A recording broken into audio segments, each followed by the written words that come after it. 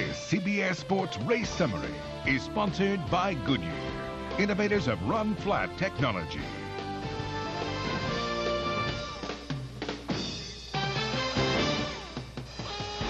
Greg Gumbel back at Daytona after 36 laps. We have had 3 different leaders and 3 different lead changes. The speed is up there, 187 miles an hour plus. No caution flags as yet, in the war of attrition that was the Napa Auto Parts 300 yesterday has not been nearly so brutal today. Only John Andretti with a bad engine is out on lap 25, but the day is young. Mike Joy. Thanks, Greg. Buddy Baker, your record of the fastest 500 ever may be in jeopardy. Mike Skinner's crew looking on. They want to see how that car is running. Every team has TV sets in their pit and satellite dishes. We're 39 laps into the Daytona 500. Mike Joy with Buddy Baker and Ned Jarrett. There to the inside comes one of those Penske Chronicus cars. Jeremy Mayfield, number 12, with his teammate Rusty Wallace.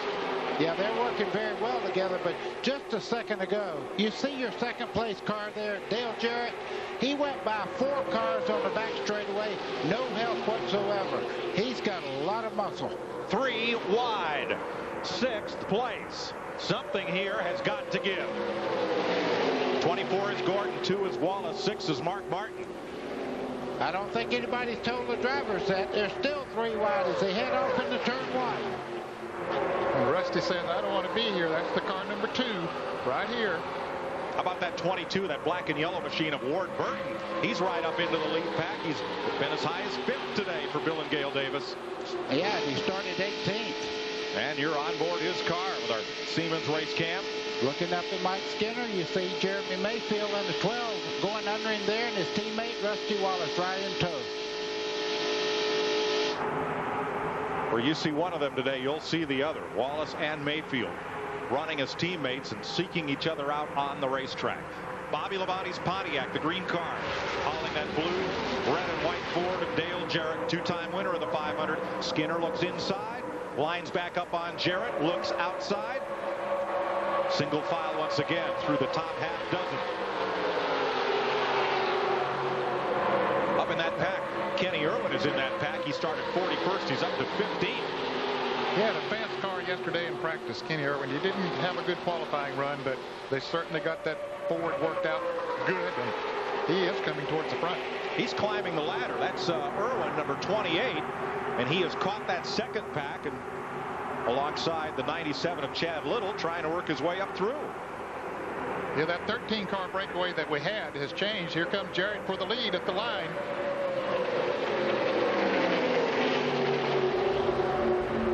Boy, and he's got everybody behind him. When you make a pass like he made a while ago right by yourself, everybody goes, whoa, wait a minute. Maybe we ought to get with him and go. Bobby Labonte looks in his rearview mirror and sees the next worst thing after Dale Earnhardt, which is nobody. Back he goes. Let's go on board with Mike Skinner and our Circuit City onboard telemetry. Well, he's turning about 6,700 down the back straightaway there. About 190 miles an hour down going into turn 3. You can see the cars moving up and down. This racetrack is a little bit bumpy. Off turn 4, down the little short chute here, and you'll see the car rock over to the left. That's through the triangle here. Start finishing line right there. Now another little short chute heading in turn 1. They'll run right along the wall and then just dive right down to the white line on the bottom. You can see the car kind of wiggling right there. It's bumpy right there. You see it jump again. Now he's coming off towards the back straightaway. He'll go out against the wall. And that's what it's like to go around Daytona with a fast car. There are a few mechanical buffs out there. You see that RPM there, a little less than 7,000 RPMs. And you say, well, I thought these Winston Cup cars turned 8,500, 9,000. They do on all the tracks except from the restrictor plate tracks, but not where the engines are restricted. And Ricky Craven, an unscheduled pit stop here in car number 58. Bad vibration for Craven. He is in about 15 laps before he would like to make a pit stop. This will cost him 1 lap to the field and take him out of sequence. Dale Jarrett is your leader. It's the first time a Ford has led today, and no Ford led a lap in the qualifying races on Thursday. We're 44 laps into the Daytona 500, caution-free thus far. CBS Sports coverage continues after this message and a word from your local station.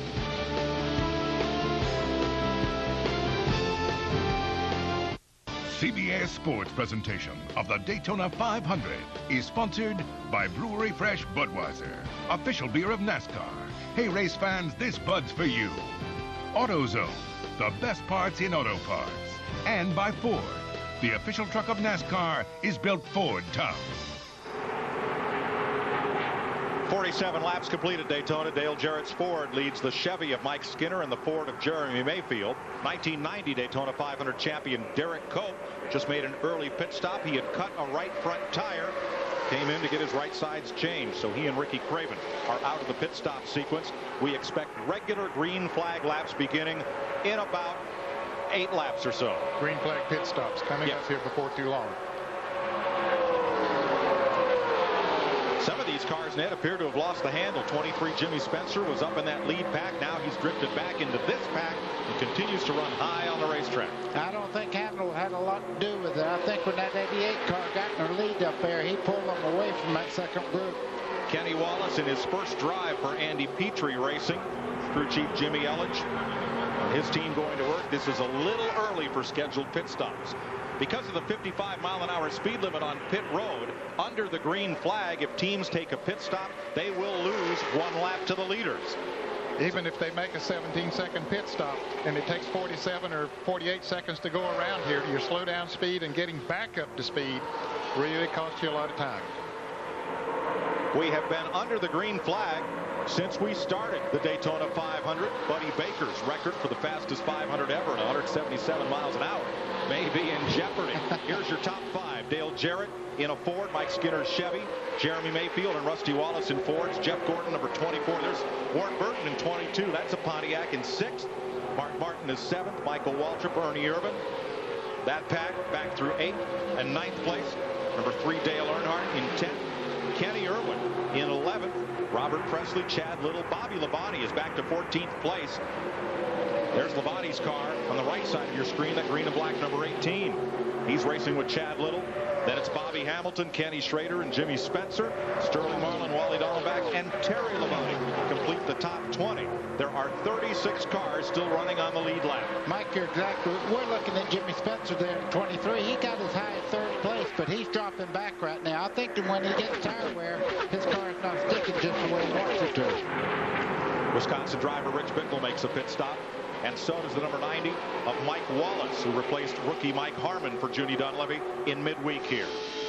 Riding with Kenny Irwin. What a climb he's had. Last year's Rookie of the Year started 41st, and Irwin is up to 11th place. And notice Jeff Gordon here. Looks like he's dropped off of the lead pack there just a little bit. He's not totally out of the draft yet, but see, he has dropped back about 5 or 6 car lengths. There's Gordon, and you see the front 4 there beginning to pull away a little bit from him. I just wonder, maybe by it being cool, if they didn't put a little too much tape on some of these cars and we're getting water temperature buildup or something. Well, buddy, they also had been concerned about tire wear. This track it's been a while since it's been paved, and it's getting abrasive, and the cooler weather today would help to increase the tire wear because the track wouldn't be quite as slick. You'd think that if it's slick, they'd slide around more and grind off more rubber, but if they get traction, that's when you wear off the rubber, and maybe he's a little bit concerned about that, or maybe the tires are wearing down a little bit for him. You saw cars battling to stay on the lead lap. Joe Nemechek, rookie Elliott Sadler, and Brett Bodine riding with Jeff Gordon, looking ahead at that lead pack of 4 cars. Jarrett, Skinner, Mayfield, and Wallace. Jeff Burton comes on to pit row. Frank Stoddard from New Hampshire, the crew chief, will get a chance to look and see what problems befell the number 99 of Burton, who dropped from the lead pack to the back pack. Ralph?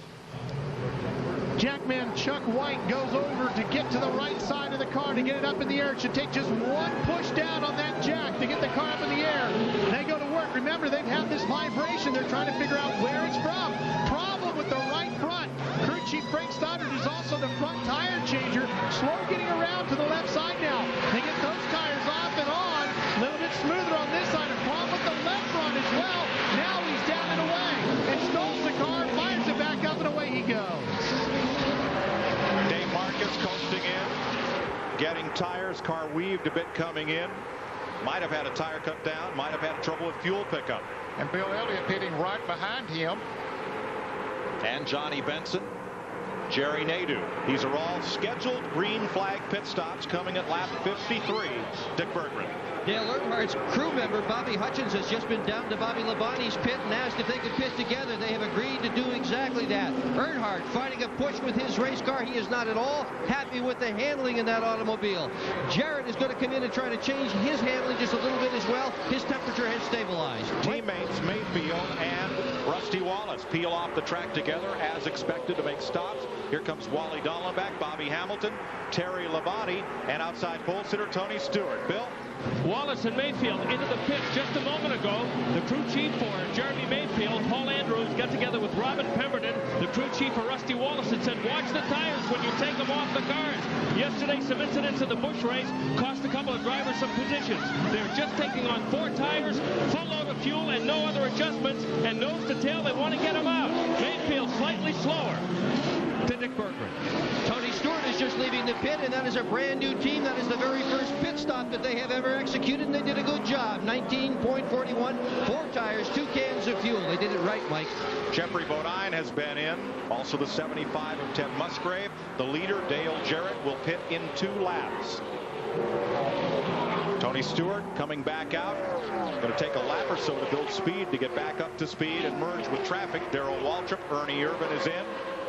The 98 is in. That's Rick Mast, Steve Park, Ricky Rudd, rookie Elliott Sadler, and Brett Bodine all making pit stops. We expected stops in the lap 55 to 60 range, and that's just about where they're coming. There's a look at Rick Mast. Ernie Irvan with that brand new paint job. It's a favorite of all the kids. His helmet looks just like the race car. Here's Kyle Petty going out of the pits after getting his service. Leaders come by one more time in that front pack. Following Dale Jarrett is 31 Mike Skinner. There's Ricky Rudd, the orange number 10, and Steve Park completing service. Brett Bodine's white car and Park, whose rookie season cut short by a bad crash in Atlanta, but he's back healthy, ready to race. This time around, we should see the leaders. Number 88, Jarrett, the Ford. Now there's Rusty Wallace running right behind them. He has made his pit stop, but he is 1 lap down. But he might be the leader after all of these pit stops are completed, because he made a good pit stop. And here we do see Jarrett and Skinner coming into the pits. They had a good move for them to pit together since they were running together. Yeah, I think so, because they drafted together well. Gordon is coming in. A lot of other cars coming in as well. They drafted together well at Talladega last October, and they're racing down pit road there. Jarrett to get to his pits first. The hope of all these cars is they can get out of the pits with the drivers that were leading and draft along with them. Jeff Gordon's in. Mark Martin's in. Here's Ralph. Mike Skinner's crew goes to work on the car. They'll take 4 tires of fuel. They're not going to make any changes on this car. Work completed on the right side. They go to work as the first can of fuel comes flying over the wall. Tires are off and on. Just in front of him, Robert Presley's crew completes his work. A great stop for Skinner. He wanted to pit with Jarrett. He'll go right back out with him. Jeff Gordon leaves as well. They did change air pressures there to Bill Stevens.